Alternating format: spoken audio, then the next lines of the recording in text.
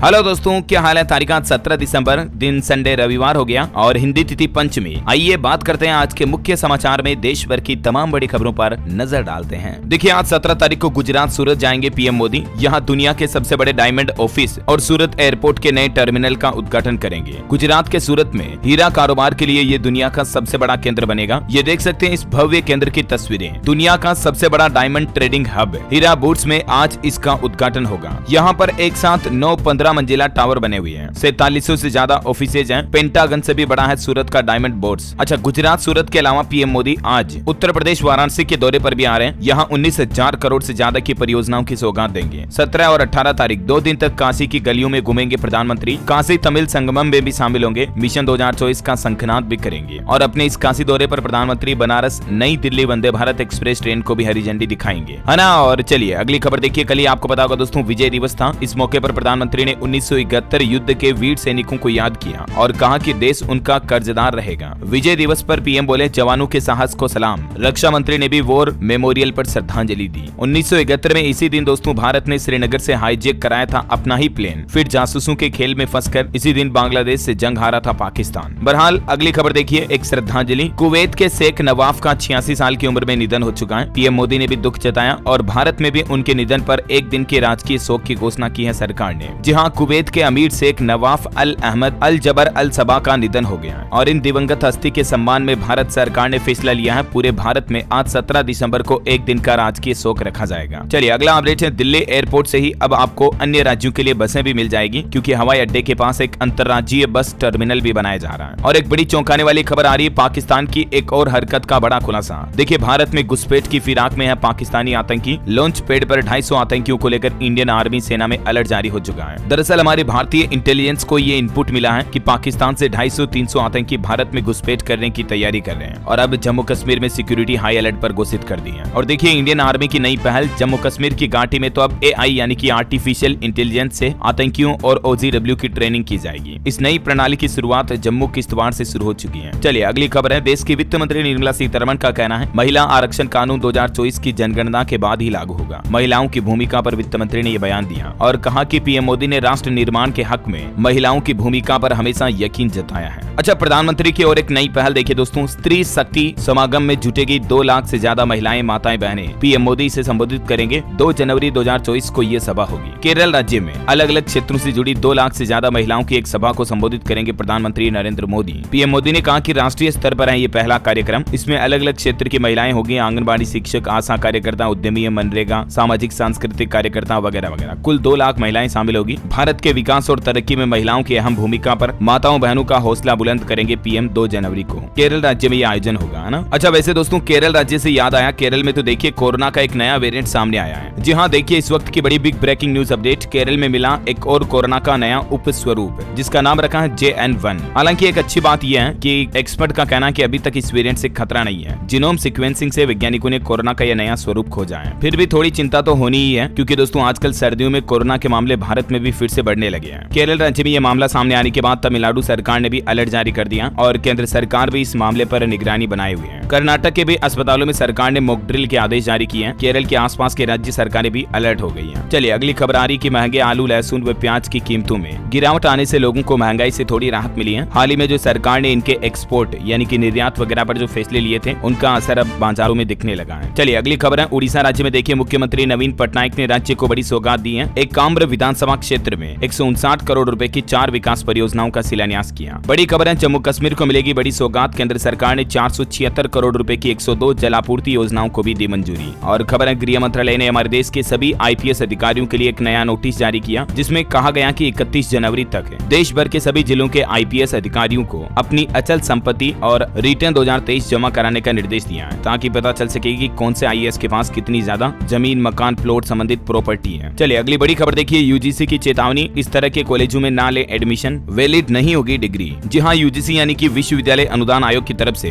देश भर के स्टूडेंट्स के लिए अलर्ट जारी किया गया है। सतर्क रहें छात्र। विदेशी विश्वविद्यालयों के साथ ऑनलाइन डिग्री का ऑफर दे रही कई सारी कंपनियां, और ऐसी डिग्री अगर आप ऑनलाइन लेते भी हो तो वो कोई काम की नहीं है। ऐसी डिग्री की कोई मान्यता नहीं होगी। आजकल कई सारे आपको पता होगा एड वगैरह भी आते हैं और घर बैठे ही एजुकेशन करवाने का दावा करती है कई सारी विदेशी कंपनियां विदेशी यूनिवर्सिटी के जरिए, है ना। बिना UGC के परमिशन के हायर एजुकेशन इंस्टीट्यूट्स फॉरेन की डिग्री ऑफर करे छात्र छात्राओं को। हालांकि यूजीसी ने कहा कि ऐसे एडटेक प्लेटफॉर्म पर भी कार्रवाई की जाएगी। ये देख सकते हैं आप फॉरेन यूनिवर्सिटीज के लिए यूजीसी ने क्या गाइडलाइन जारी की है, इसके बारे में ज्यादा जानकारी भी। ओके, और दोस्तों अगला अपडेट देखिए, गुजरात के जैसे ही राजधानी दिल्ली में भी इस बार अंतर्राष्ट्रीय पतंग महोत्सव का आयोजन होगा। मकर संक्रांति पर LGVK सक्सेना करेंगे इसका उद्घाटन। 14-15 जनवरी 2024 मकर संक्रांति के मौके पर ये दिल्ली में पतंग महोत्सव का आयोजन होगा, है ना। चलिए दोस्तों अगला बहुत ही अच्छा फैसला पंजाब सरकार का देखिए कि बिजली विभाग की लापरवाही से अगर जान गई तो 30 दिन के अंदर अंदर मुआवजे का भुगतान होगा। कर्मचारियों को भी इससे फायदा होगा और आम नागरिकों की जान पंजाब में यदि बिजली विभाग की लापरवाही के चलते, यानी कि कई बार होता ना पब्लिक प्लेस में जो बिजली का पोल होता, खंबा होता, उस पर तार खुले होते हैं या उस पर किसी तरह की लापरवाही के चलते किसी आम नागरिक को करंट लग गया, जान चली गई, तो ऐसी परिस्थिति में मुआवजा की राशि कर्मचारी मुआवजा कानून के तहत जारी की जाएगी और वो भी अधिकतम 30 दिन के अंदर अंदर। ये पंजाब में मतलब नया नियम लागू कर दिया, ठीक है ना। अच्छा, आधार कार्ड को लेकर भी एक नया आदेश आया है। अब आधार कार्ड जन्म तिथि के रूप में मान्य नहीं होगा। जी हाँ, मतलब कि आपकी डेट ऑफ बर्थ को वेरीफाई करने के लिए आधार कार्ड का इस्तेमाल अब नहीं हो सकेगा,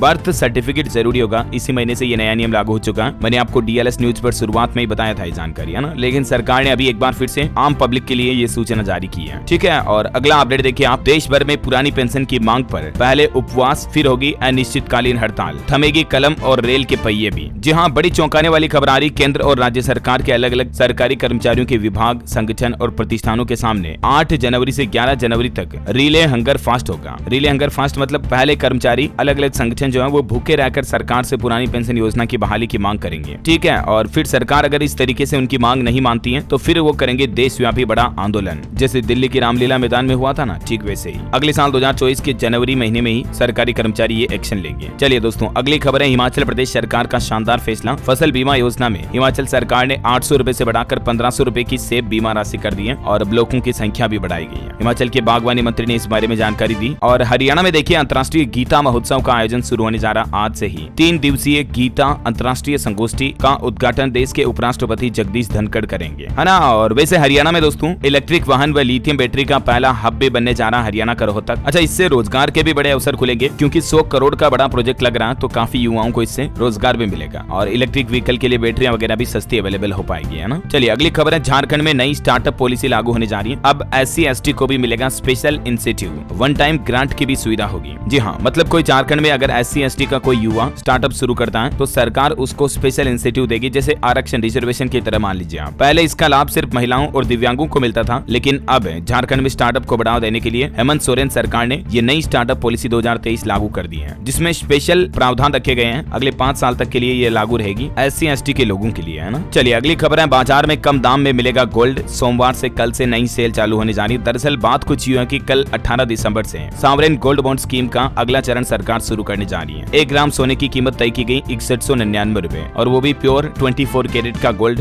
डिजिटली तरीके से भी आप घर बैठे मोबाइल फोन से खरीद सकते हैं। आजकल तो फोन पे वगैरह भी और भी कई सारे प्लेटफॉर्म आपको सॉवरेन गोल्ड बॉन्ड स्कीम में निवेश करने का मौका देते हैं, ठीक है ना। तो 18 से 22 दिसंबर तक आप इसमें निवेश कर पाएंगे, पैसा लगा पाएंगे। मतलब इस पर आपको 61,990 रुपए प्रति 10 ग्राम के हिसाब से सोना मिल जाएगा, ठीक है, यानी कि 1 ग्राम का 6199 रुपए। अब ये मार्केट से कितना सस्ता पड़ेगा, देखिए जरा यहाँ पर आपको कितना फायदा हो रहा है। मतलब आज के ताजा सोना चांदी के रेट की बात करें तो सोने की कीमत में 490 रुपए प्रति 10 ग्राम की गिरावट आई है और अभी 24 कैरेट सोने का रेट 62,660 रुपए प्रति 10 ग्राम चल रहा है, जबकि चांदी में 800 रुपए की गिरावट के साथ 1 किलोग्राम चांदी का रेट 77,700 रुपए प्रति किलो तक भी चल रहा है। ओके, और निवेशकों के लिए एक और अपडेट बता दूं आपको, अगले सप्ताह 8 कंपनियों के IPO ओपन होने जा रहे हैं। मुफ्ती मेंसवियर, मुथूट माइक्रोफिन समेत कई कंपनियों में निवेश का मौका है। अब यहाँ पर मैं आपको सिर्फ कंपनियों के नाम बता देता हूँ, आप देख लीजिए तारीख वगैरह और अन्य डिटेल भी कि कब कब किस कंपनी का IPO ओपन हो रहा है। मुथूट माइक्रोफिन का IPO 18 तारीख को कल ओपन होगा। मोती सन्स ज्वेलर्स लिमिटेड का IPO भी 18 तारीख को ओपन होगा। सूरज एस्टेट डेवलपर्स लिमिटेड का IPO 18 को। हैप्पी फोर्जिंग्स लिमिटेड का IPO 19 तारीख को। RBZ ज्वेलर्स लिमिटेड का IPO 19 दिसंबर को, 19 तारीख को मतलब। और इसी तरह से केडो ब्रांड्स मार्केटिंग लिमिटेड का IPO भी 19 तारीख को ओपन हो रहा है। आजाद इंजीनियरिंग लिमिटेड का IPO फिर अगले दिन 20 दिसंबर को ओपन होगा। इनोवा कैप्टेब लिमिटेड का IPO 21 दिसंबर को, ठीक है। तो ये टोटल 8 IPO हैं जो अगले सप्ताह सोमवार के बाद से आने वाले हैं, कल से मतलब। चलिए अगली बड़ी खबर देखिए, राजस्थान में मंत्रिमंडल गठन अगले सप्ताह में हो सकता है। मुख्यमंत्री भजनलाल शर्मा आज दिल्ली जाएंगे, शीर्ष नेताओं से बातचीत भी करेंगे। और मध्य प्रदेश के मुख्यमंत्री को लेकर भी एक अपडेट आ रहा है कि उज्जैन में रात नहीं रुकने के मिथक को तोड़ेंगे CM। ज्योतिषी बोले कि क्योंकि डॉक्टर मोहन यादव जो कि मध्य प्रदेश के नए CM बने ना, वो उज्जैन के ही रहने वाले हैं, तो इसीलिए अगर वो उज्जैन में रात रुक भी जाते तो कोई दिक्कत नहीं होगी। वरना उज्जैन में ये मान्यता है कि उज्जैन के जो महाकालेश्वर है वो वहाँ के राजा हैं और उज्जैन में कभी हमारे देश के किसी भी राज्य का मुख्यमंत्री या देश का प्रधानमंत्री या राष्ट्रपति रात नहीं रुकते उज्जैन में, क्योंकि देश का कोई दूसरा राजा वहाँ रात नहीं रुक सकता महाकालेश्वर के अलावा, ऐसी मान्यता मतलब। लेकिन अब ज्योतिषियों ने इसका तोड़ भी निकाल दिया। वैसे देखिए, मध्य प्रदेश के मुख्यमंत्री ने नई सरकार बनते ही दूसरा बड़ा एक्शन लिया। नर्मदापुरम में रेत माफिया पर पहली बार चला बुलडोजर। जहां योगी आदित्यनाथ की राह पर चलने लगे हैं नए राज्यों के सीएम भी। देखिए जरा आप, योगी की तरह मध्य प्रदेश के सीएम मोहन यादव हार्ड हिंदुत्व की राह पर आगे बढ़ रहे हैं और अपराधियों पर सख्त कार्रवाई भी कर रहे हैं। ताबड़तोड़ फैसले लिए जा रहे हैं एक के बाद एक। पहले दिन एमपी में खुले में मांस मछली बेचने पर बैन लगाया। धार्मिक स्थलों के लाउडस्पीकर पर भी फैसला लिया योगी की तरह। और अब नई कार्रवाई आ चुकी है, बुलडोजर चलने लगा अपराधियों पर, रेत माफियाओं के गुरु पर। अमेजिंग राइट, होना ही चाहिए ऐसा। चलिए अगली खबर देखिए। मध्य प्रदेश में चुनावी हार के बाद अब कमलनाथ की भी छुट्टी कर दी कांग्रेस ने। जीतू पटवारी को बनाया नया प्रदेश अध्यक्ष। चलिए दोस्तों, अगला एक नया नियम देखिए। पुलिस क्रिमिनल कोर्ट को पासपोर्ट जब्त करने का अधिकार नहीं है। कर्नाटक हाईकोर्ट ने एक बड़ा फैसला सुनाते हुए कहा कि इनके पास सिविल कोर्ट जितनी शक्तियां हैं। बिजनेसमैन का पासपोर्ट लौटाने का आदेश दिया एक ऐसे ही केस की सुनवाई करते हुए। चलिए बड़ी खबर है, भारत अमेरिका रिश्तों के लिए खतरा बन सकता है पन्नू केस। 5 भारतवंशी सांसद बोले कि अमेरिकी जमीन पर साजिश न दोहराए, भारत जांच में करे मदद। बड़ी खबर है, पूरे भारत को राम मंदिर ने जोड़ा। तमिलनाडु से आई घंटी रोज बजेगी अयोध्या में। एक घंटी का वजन 120 किलो है और ये कई सारी घंटियां अयोध्या के राम मंदिर में लगाई जा रही हैं। अयोध्या से जुड़े कुछ और शानदार अपडेट देखिए आप। राम मंदिर के दर्शन के लिए रेलवे की तरफ से 1000 से ज्यादा स्पेशल ट्रेनें चलाने का फैसला किया है, क्योंकि रोजाना 50,000 से भी ज्यादा दर्शक अयोध्या तक पहुंचेंगे, तो कई जगहों पर नए रेलवे स्टेशन का निर्माण भी किया जाना है। अच्छा, इसके अलावा अयोध्या में श्री राम एयरपोर्ट की सुरक्षा में भी 300 से ज्यादा जवान तैनात होंगे। पीएम मोदी सप्ताह भर के अंदर अंदर इसका उद्घाटन करेंगे। और देखिए, अयोध्या में बनेगी देश की सबसे बड़ी मस्जिद। पैगंबर के नाम पर रखा गया नाम। कैंसर अस्पताल से लेकर स्कूल, कॉलेज, लाइब्रेरी तक भी इस मस्जिद के परिसर में बनाए जाएंगे, है ना। और चलिए अगली बड़ी खबर देखिए। 18 दिसंबर से कांग्रेस की क्राउड फंडिंग मुहिम की शुरुआत होने जा रही है। कांग्रेस ने इसका नाम रखा है डोनेट फॉर देश। हर कांग्रेस पदाधिकारियों को देने होंगे 1380 रुपए। इस तरह से कांग्रेस अब बजट कलेक्शन कर रहा है। वैसे हाल ही में जो झारखंड के कांग्रेस सांसद धीरज साहू के कई ठिकानों पर आईटी विभाग ने रेड मारी और 350 करोड़ रुपए पकड़ में आए ना, उस पर अब सांसद का कहना कि ये पैसे मेरे नहीं, सारे पैसे परिवार के हैं, इसे पार्टी से भी ना जोड़ें। बाकी पैसों के तो बहुत सारे ढेर बरामद हुए, देख सकते हैं आप। अच्छा दोस्तों, अगली बड़ी चौंकाने वाली रिपोर्ट सामने आ रही है कि देश में बाल विवाह को रोकने की कोशिशें कम हो रही धीरे धीरे। पंजाब, पश्चिम बंगाल समेत देश के 6 राज्यों में कम उम्र की लड़कियों की शादी का ग्राफ बढ़ रहा है पिछले कुछ सालों के दौरान। यूनिसेफ की ताजा रिपोर्ट में ये आंकड़े सामने आए हैं। वैसे असम सरकार एक अच्छी पहल कर रही विवाह से संबंधित थी। फरवरी में पेश होगा असम में बहु विवाह पर प्रतिबंध लगाने वाला विधेयक। यानी इस कानून के बनने के बाद कोई एक से ज्यादा बीवी नहीं रख पाएगा। लव जिहाद रोकने के लिए असम के मुख्यमंत्री हेमंत बिश्व शर्मा का कहना कि सरकार ये नया कानून लेकर आ रही है। चलिए अगली रिपोर्ट देखिए जरा। देश की अदालतों में 5 करोड़ केस पेंडिंग है। कानून मंत्री ने लोकसभा में जवाब देते हुए कहा कि सुप्रीम कोर्ट में 80,000 और हाई कोर्ट में तो 61 लाख से ज्यादा मामले पेंडिंग है, मतलब जिनकी सुनवाई चल रही है, ऐसे केस जिनका रिजल्ट नहीं आया है। और इसके अलावा छोटी मोटी अदालतों में, जिला अदालतें, तहसील लेवल पर कुल मिलाकर 5 करोड़ से ज्यादा अदालतों के केस पेंडिंग है। देखिए जरा। अच्छा अगली खबर देखिए, आपके मन को रोमांचित कर देने वाली एक न्यूज बताता हूँ। देखिए, हिमाचल प्रदेश में स्कूटी के साथ पैराग्लाइडिंग का वीडियो सामने आया है। पंजाब के हर्ष का यह हैरत अंगेज कारनामा देखने को मिला। बिलासपुर में 5 मिनट तक हवा में उड़ान भरी और वो भी स्कूटी के साथ पैरासूट पर, देख सकते हैं आप। Amazing right. इसे देखकर आपका दिल रोमांचित हुआ कि नहीं, ये बताओ आप तो। चलिए अगली खबर देखिए। कंगाल पाकिस्तान पर यूएई को आया तरस। फ्री में कराई कृत्रिम बारिश, पोल्यूशन से दिलाई पड़ोसी देश को निजात। और देखिए कांग्रेस विधायकों ने अब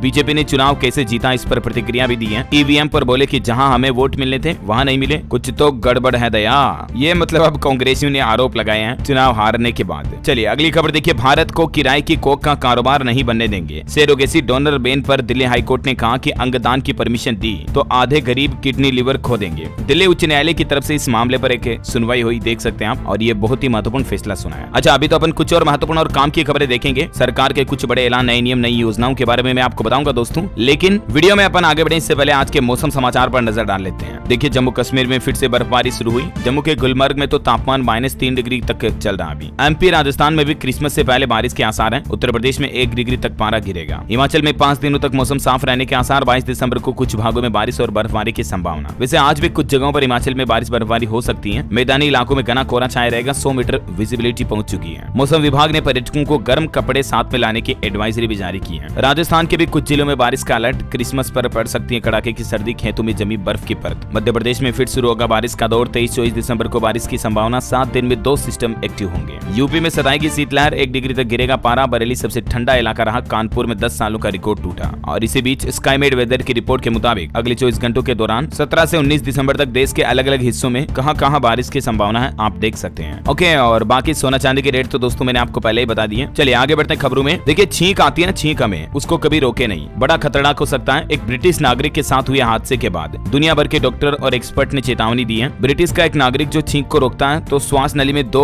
मिलीमीटर तक का जख्म बन गया, 2 mm का। स्कैनिंग में ये पता चला, तो इसलिए छींक को कभी रोके नहीं, ठीक है ना। चलिए अगली खबर, IPL मिनी ऑक्शन 19 दिसंबर को होगा, 77 स्लॉट भरे जाएंगे। गुजरात को हार्दिक का विकल्प चाहिए, KKR में सबसे ज्यादा 12 प्लेयर्स की जरूरत है। चलिए राजस्थान में नई सरकार बनने के बाद देखिए शिक्षा विभाग एक्शन में आया। 1452 को मिली नियुक्ति, भजन लाल सरकार ने आदेश जारी किए। 824 टीचर्स और 528 अनुदेशकों को पोस्टिंग दी गई। राजस्थान के डिप्टी CM दिया कुमारी और प्रेमचंद बेरवा की शपथ को भी हाई कोर्ट में चुनौती दी गई। एक एडवोकेट ने चुनौती देते हुए कहा कि डिप्टी CM पद का संविधान में कोई प्रावधान ही नहीं है, इनकी नियुक्ति रद्द करने की मांग की है। देखते हैं हाई कोर्ट की तरफ से इस पर क्या फैसला था, जो भी खबर आएगी मैं आपको बता दूंगा। एक और अच्छी खबर देखिए राजस्थान वासियों के लिए, 110 किलोमीटर प्रति घंटा की रफ्तार से दौड़ी electric special train Jodhpur Makrana double line पर 191 किलोमीटर में इलेक्ट्रिफिकेशन का काम कंप्लीट हो चुका और इसका ट्रायल भी सफल हुआ। और खबर देखिए मध्य प्रदेश समेत 5 चुनावी राज्यों में विकसित भारत संकल्प यात्रा का शुभारंभ हुआ। PM मोदी ने विकसित राष्ट्र बनाने की शपथ दिलाई, वाहनों को हरी झंडी दिखाकर रवाना भी किया। और बड़ी खबर है, इजराइल को 10,000 वर्कर देगा हरियाणा राज्य सरकार की तरफ से फैसला किया गया। कौशल रोजगार निगम ने भर्ती निकाली, 1,38,000 सैलरी होगी। दुबई UK में भी 170 वैकेंसी निकाली गई है। तो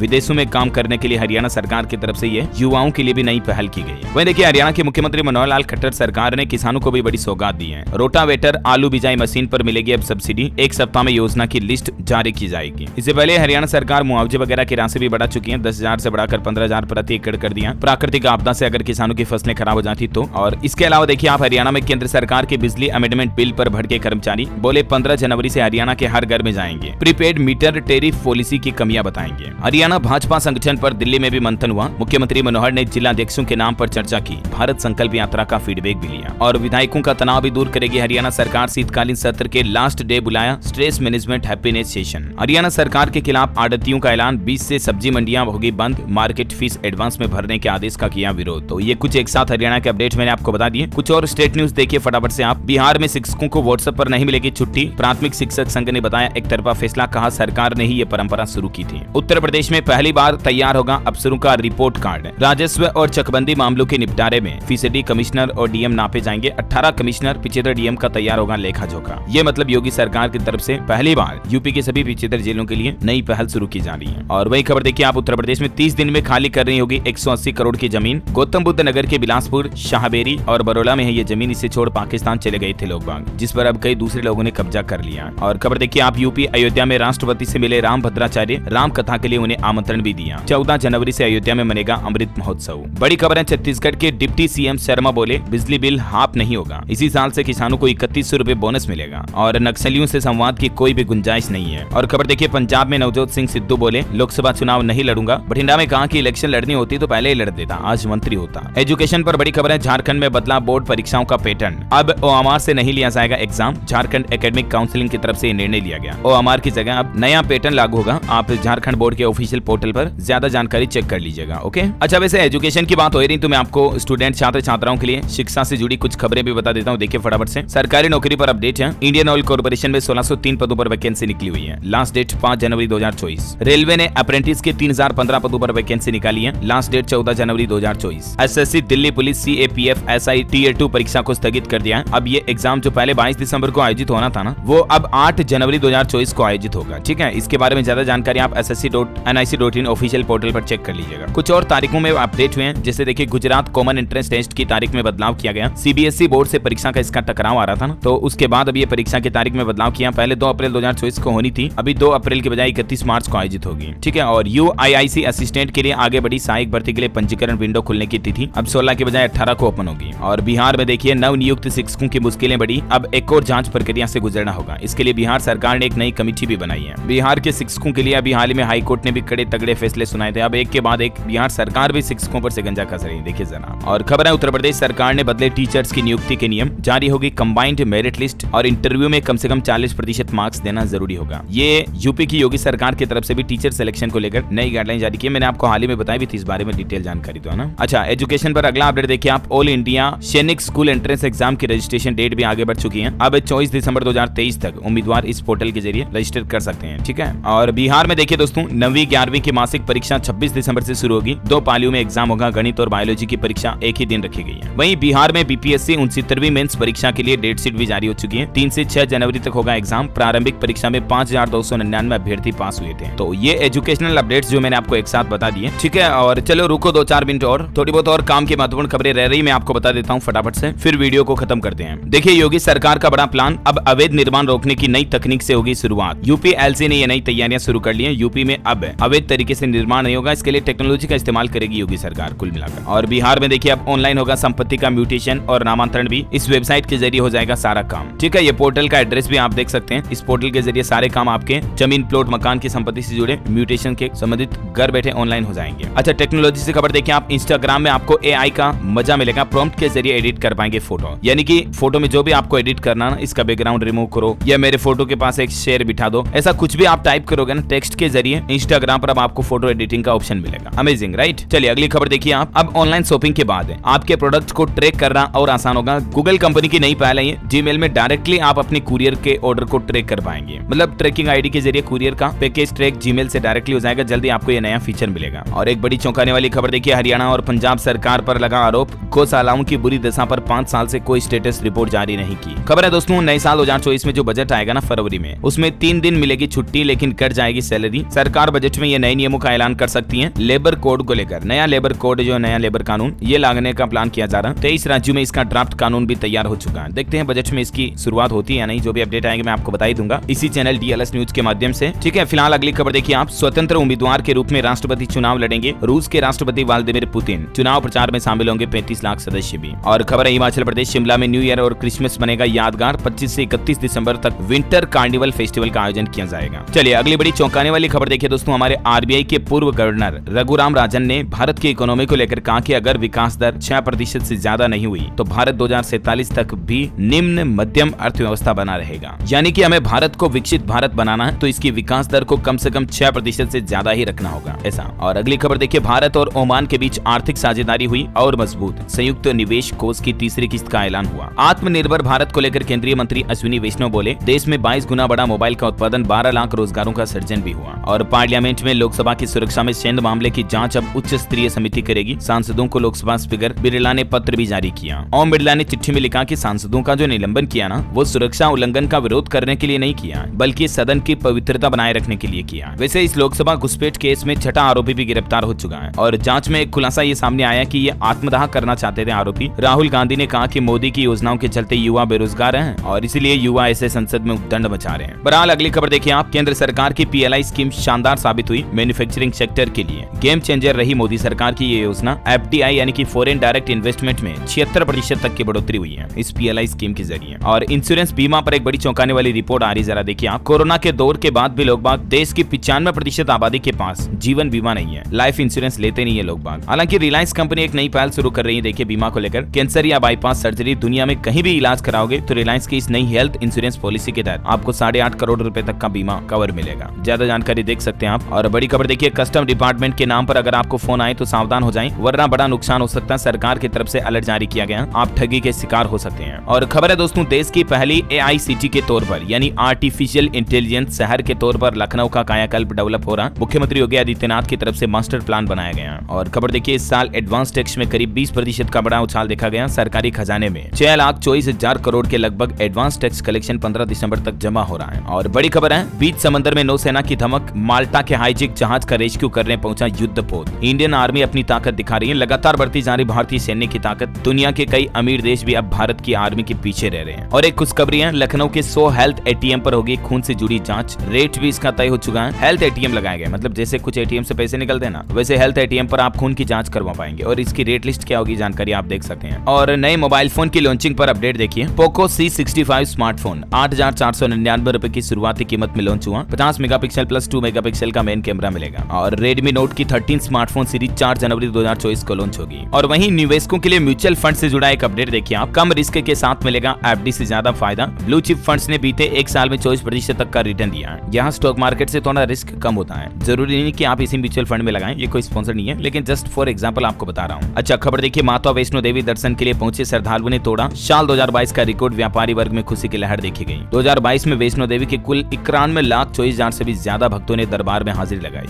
अमेजिंग, राइट। और बॉलीवुड से खबर देखिए आप। तीसरे दिन शुक्रवार को भी एनिमल ने 13 करोड़ का कलेक्शन किया, 800 करोड़ के क्लब में शामिल हुई। और प्रभास की जो नई फिल्म आ रही सलार, ये 22 दिसंबर को रिलीज होगी। फैंस ने प्रभास को किस तरह से सरप्राइज दिया देख सकते हैं आप। और 19 जनवरी से स्ट्रीम होगी web series Indian police force भी। ओके, अंत में आज के राशिफल पर नजर डालें तो देखिए मिथुन, सिंह, कन्या और कुंभ राशि के लोगों को आज बड़ा लाभ मिल सकता है। तुला राशि के लोग काम करते समय सतर्क रहें। कर्क राशि के लोग पूरी जानकारी के बाद ही अनुमान लगाएं और मकर राशि के लोगों को काम की गति बढ़ानी होगी, है ना। और दोस्तों, आप मुझे कमेंट करके बताइए कि एक जनरल नॉलेज का सवाल पूछता हूं आपसे कि भारत में कोरोना का सबसे पहला केस किस राज्य में आया था। कमेंट में बताइए उस राज्य का नाम। मैं आपको ऑप्शन भी नहीं देने वाला हूं आज। सही जवाब देने वाले लोगों को रैंडमली सेलेक्ट होने पर डीएलएस न्यूज टीम की तरफ से एक शानदार सरप्राइज गिफ्ट जीतने का मौका मिलेगा। ओके, और इसी के साथ ही अगर आपको वीडियो अच्छा लगा तो इसे लाइक करना, शेयर भी करना। डीएलएस न्यूज चैनल को सब्सक्राइब करके बेल आइकन जरूर दबा देना रोजाना ऐसी इंफॉर्मेटिव काम की खबरें देखते रहने के लिए। जय हिंद, जय भारत, वंदे मातरम।